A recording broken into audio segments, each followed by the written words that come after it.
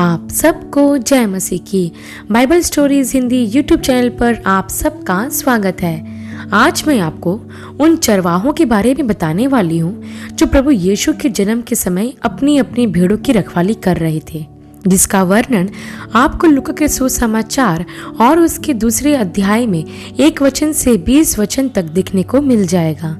इससे पहले प्रियो कि हम वीडियो को शुरू करें, आप हमारे Bible stories Hindi YouTube channel को सब्सक्राइब करना और बेल आइकन को दबाना ना भूलिएगा। तो आइए प्रियो हम वीडियो को शुरू करते हैं। यह उस समय की बात है जब अगुस्तुस कैसर की ओर से यह आज्ञा निकली थी कि सारे जगत के लोगों के नाम लिखे जाएं। अर्थात अगुस्तुस कैसर ने अपने समय के लोगों की जनगणना करने की आज्ञा दी। तब लोग अपने नाम लिखवाने के लिए अपने अपने नगर को गए। इसी समय यूसुफ भी अपनी मंगेतर मरियम के साथ गलील की नासरत से यहूदिया के नगर बैतलहम इसलिए गया क्योंकि वह दाऊद के वंश से था। उस समय मरियम पवित्र आत्मा की सामर्थ्य से गर्भवती थी। जब वे बैतलहम पहुंचे तो वहां उनके ठहरने के लिए कोई जगह नहीं थी। तब उन्हें एक गौशाला में जगह मिली और वहीं रहते हुए मरियम के जन्म के दिन पूरे हुए और उसने एक पुत्र को जन्म दिया, जिसे मरियम ने कपड़े में लपेटकर चरनी में रखा था। प्रियो, यहाँ मैं आपको बताना चाहती हूँ कि प्रभु यीशु राजाओं के राजा हैं और वो ही हैं जिनके द्वारा इस पूरे ब्रह्मांड की सृष्टि हुई है। अब आप सोच रहे होंगे कि प्रभु यीशु मसीह यदि राजाओं के राजा हैं, परमेश्वर है और पूरी कायनात को बनाने वाले हैं, तो फिर उनका जन्म राजमहल में होने की बजाय एक गौशाले में क्यों हुआ? क्या परमेश्वर के लिए यह मुश्किल था कि यूसुफ और मरियम के बैतलहम पहुंचने से पहले धर्मशाला का एक कमरा खाली नहीं रख पाते? हरगिज नहीं प्रियो, परमेश्वर के लिए यह काम बहुत आसान था, लेकिन वह चाहते थे कि उनका पुत्र गौशाला में ही जन्म ले और उसे एक बच्चे के रूप में चरनी में लिटाया जाए। प्रियो, या फिर यह भी हो सकता है कि परमेश्वर ने ही यूसुफ और मरियम की यात्रा में रुकावट पैदा कर दी हो ताकि वह देर से बैतलहम पहुंचे और उन्हें ठहरने के लिए जगह ना मिले। प्रियो, कभी कभी देरी होना भी परमेश्वर की योजना का हिस्सा होता है, क्योंकि यदि यूसुफ और मरियम देर से नहीं पहुंचते तो प्रभु यीशु गौशाला में पैदा नहीं होते। वैसे ही प्रियो, कभी कभी हमारे जीवन में भी कुछ चीजें देरी से इसलिए होती है क्योंकि वो देरी परमेश्वर की योजना का हिस्सा होती है और परमेश्वर इसके द्वारा अपने उद्देश्य को पूरा करता है। अब जरा आप सोचिए कि गौशाला में जन्म होना कितनी शर्म की बात है। शायद ही कोई मनुष्य कभी किसी गौशाला में पैदा हुआ हो, लेकिन प्रभु यीशु पूरी मानव जाति की सेवा करने आए थे, इसलिए यह जरूरी था कि वह सब मनुष्यों से नीचा होकर आए और इसी वजह से उन्होंने चरनी में जन्म लेने का निश्चय किया। प्रियो, आप में से यदि कोई अपने आप को नीचे गिरा हुआ महसूस कर रहा है तो मैं आपसे कहना चाहती हूँ कि प्रभु यीशु उससे भी नीचे गिरे ताकि आपको उठा सके। हाँ प्रियो, और इसलिए फिलिपियों की पत्री और उसके दूसरे अध्याय के 7 और 8 वचन में लिखा है कि प्रभु ने अपने आप को ऐसा शून्य कर दिया और दास का स्वरूप धारण किया और मनुष्य की समानता में हो गया और मनुष्य के रूप में प्रकट होकर अपने आप को दीन किया और यहाँ तक आज्ञाकारी रहा कि मृत्यु, हाँ क्रूस की मृत्यु भी सह ली।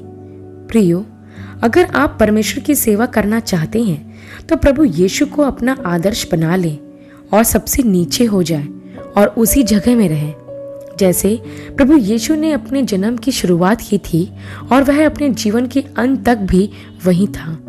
एक सेवक के रूप में एक गंदी गौशाला में प्रभु ने जन्म लिया और एक घिनौनी सूली पर वह सबके पापों का बोझ लेकर मरा। परमेश्वर हमारी भी मदद करे कि हम भी प्रभु यीशु की राहों पर चले और अपने जीवन के अंत तक एक सेवक ही रहे। तब हम आगे देखते हैं प्रियो कि जब प्रभु यीशु का जन्म हो चुका तो उसी रात कई चरवाहे मैदानों में रहकर अपने झुंड का पहरा दे रहे थे। तभी अचानक प्रभु का दूत उनके पास आ खड़ा हुआ और प्रभु का तेज उनके चारों ओर चमका और वे बहुत डर गए।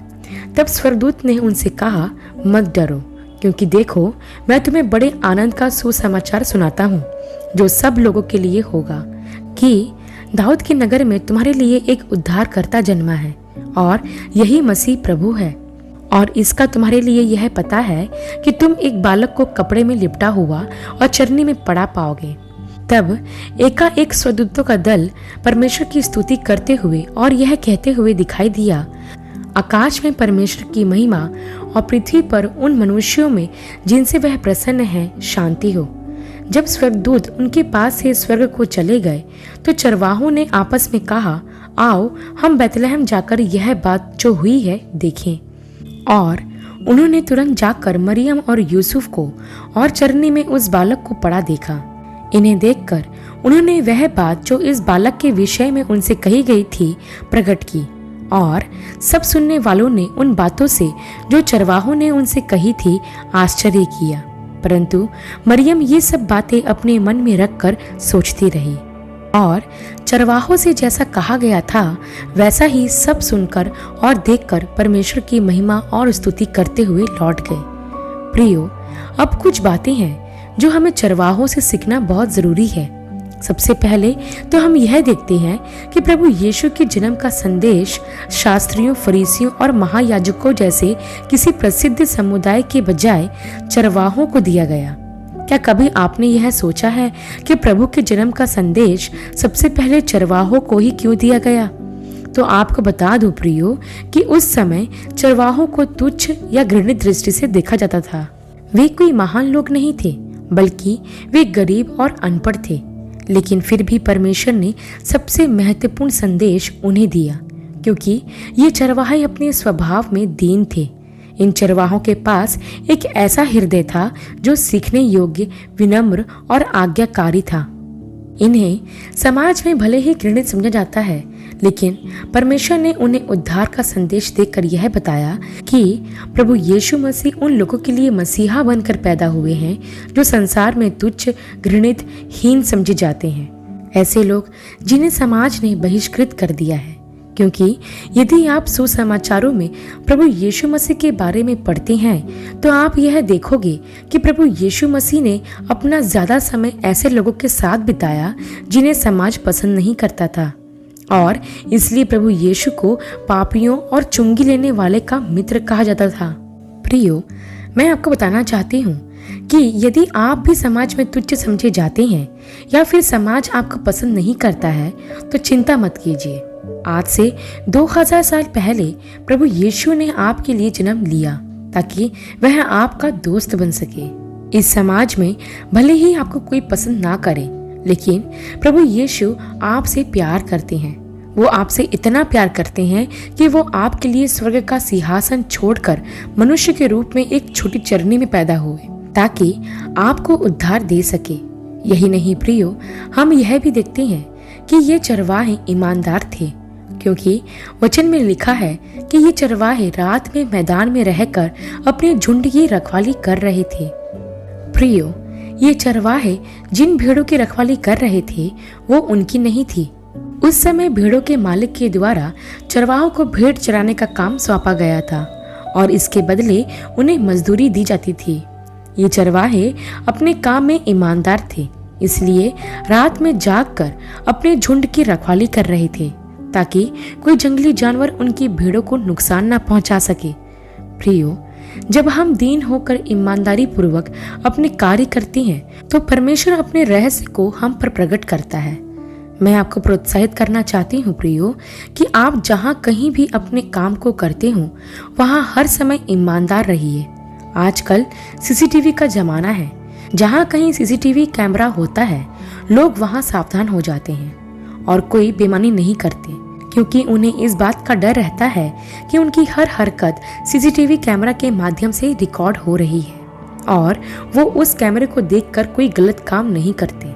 लेकिन उन चरवाहों को देखिए, उन पर निगरानी रखने के लिए कोई सीसीटीवी कैमरा नहीं था, फिर भी वो अपने काम में ईमानदार थे। प्रियो, एक बात हमेशा याद रखें कि परमेश्वर आपकी ईमानदारी और विश्वास योग्यता को तब परखता है जब आपको कोई नहीं देख रहा हो। और यह भी याद रखें प्रियो, कहीं कैमरा लगा हो या ना लगा हो, परमेश्वर की दृष्टि सदैव आप पर रहती है और उसकी पुस्तक पर आपके द्वारा किया गया हर कार्य रिकॉर्ड हो रहा है। आप लोगों से छुप सकते हैं, परमेश्वर से नहीं। इसलिए हर समय यह सोचकर अपने काम को करिए कि जीवित परमेश्वर आपको देख रहा है, और विश्वास रखिए कि परमेश्वर आपकी विश्वास योग्यता और ईमानदारी का प्रतिफल आपको जरूर देगा, जैसा परमेश्वर ने उन चरवाहों को दिया कि वे जग के उद्धारकर्ता को देखने वाले सबसे पहले लोग बने। प्रियो, इन चरवाहों से हम यह भी सीखते हैं कि जब इन्हें प्रभु यीशु के जन्म का संदेश दिया गया तो इन्होंने उस जगह जाने में देरी नहीं की जहां प्रभु यीशु का जन्म हुआ था। स्वर्गदूत का संदेश पाकर ये आपस में विचार करके कहने लगे कि आओ हम बैतलहम चले और यह बात जो हुई है उसे देखें। और उन्होंने तुरंत जाकर मरियम और यूसुफ को और चरनी में बालक यीशु को देखा। जब इन्होंने स्वर्गदूत का संदेश पाया तो तुरंत जाकर देखा कि जो बातें उनसे कही गई है वो वास्तव में है कि नहीं। प्रियो, इन चरवाहों ने संदेश पाकर तुरंत प्रतिक्रिया दी। इन्होंने सोचने में और विचार विमर्श करने में ज्यादा समय बर्बाद नहीं किया। वे तुरंत उठकर उस जगह पहुंचे जहां बालक यीशु थे। वैसे ही प्रियो, जब कभी प्रभु हमसे कुछ करने के लिए कहते हैं तो हमें देरी नहीं करना चाहिए। हमें लापरवाही या आलसी नहीं करना है। हमें प्रति उत्तर देने के लिए तत्पर और तैयार रहना है। प्रभु का राज्य निकट है और वो चाहते हैं उसके लोग तैयार हो और तत्पर हो। इसलिए प्रियो, मैं आपको प्रोत्साहित करना चाहती हूँ कि जो भी प्रभु आपसे करने के लिए कहें उसे आप बिना देरी किए जल्दी से कीजिए, जैसा इन चरवाहों ने किया। अंत में हम यह देखते हैं प्रियो कि जब इन चरवाहों ने बैतलहम में जाकर वैसा ही देखा जैसा इनसे कहा गया था तो इन्होंने बड़ा आश्चर्य किया और परमेश्वर की स्तुति और महिमा करते हुए लौट आए। इन चरवाहों ने स्वर्गदूत के शब्दों पर मनन किया और उस सच्चाई को पाकर आनंदित हुए जो उन्हें कही गई थी। प्रियो, चरवाहे उन धन्य लोगों में से एक थे जिन्हें प्रभु यीशु के जन्म का समाचार सबसे पहले दिया गया। और यही नहीं प्रियो, इन चरवाहों ने जग के उद्धारकर्ता को सबसे पहले देखने का सौभाग्य पाया। इन चरवाहों के लिए वो पल कितना आनंदमय होगा जब इन्होंने प्रभु यीशु को पहली बार नन्हे बालक के रूप में देखा होगा। प्रियो, जब इन्होंने जग के उद्धारकर्ता को देख लिया तो ये लोग यूं ही नहीं लौटे, ये परमेश्वर की स्तुति और महिमा करते हुए लौटे। और सच में प्रियो, जो भी व्यक्ति उद्धारकर्ता से मिलता है वह परमेश्वर की बड़ाई करना नहीं भूल सकता। इन चरवाहों ने बालक यीशु को देखकर परमेश्वर की महिमा की और मैं विश्वास करती हूँ प्रियो कि अपने नगर में जाकर इन्होंने इस बात का प्रचार भी किया होगा कि हमने मसीहा को अपनी आंखों से एक बालक के रूप में चरनी में देखा है। और इस आनंद को वो अपने तक सीमित नहीं रख पाए होंगे, इसे दूसरों को भी बांटा होगा। वैसे ही प्रियो, आज हमारे लिए भी यह जरूरी है कि इस आनंद के समाचार को हम दुनिया के कोने कोने तक पहुंचाएं।